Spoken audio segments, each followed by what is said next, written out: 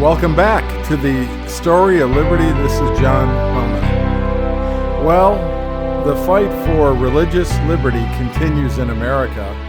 This time, the anti-God people from A&E, they placed Phil Robertson of the hit show Duck Dynasty on an indefinite hiatus because comments he made about how wrong the homosexual lifestyle really is.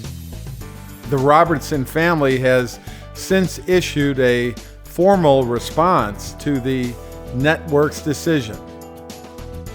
But folks, here's the bigger issue. A&E allows, promotes, and endorses programs that mock Christians. So we know it's a matter of fact they have an obvious anti-God double standard. This is nothing new in America with the liberal media, the liberal TV shows, etc.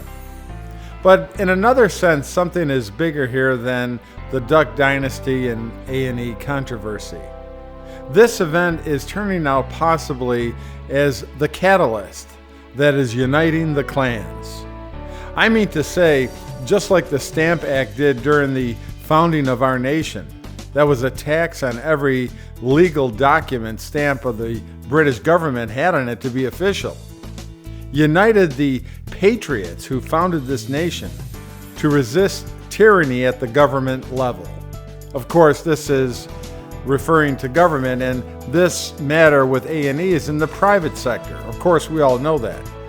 But the common ground here is that it seems this event unites Christians across this great land.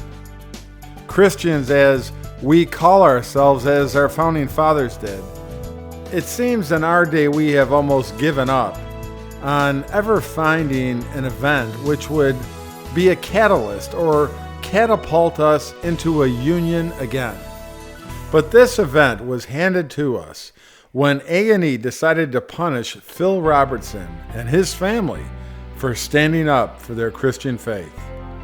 Stunned, outrage, and commiseration is sweeping America. This is infuriating people across America as the denial of religious liberty, maybe more than we have ever seen in America's past.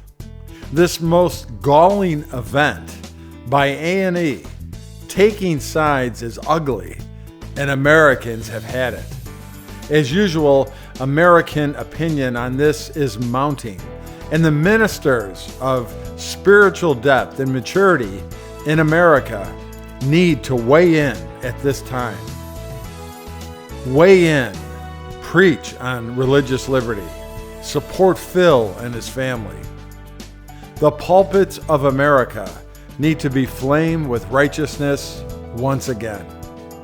Resistance to these liberal anti-God networks, organizations, is nearly unanimous among true Christians, and a new generation of committed pastors are speaking out.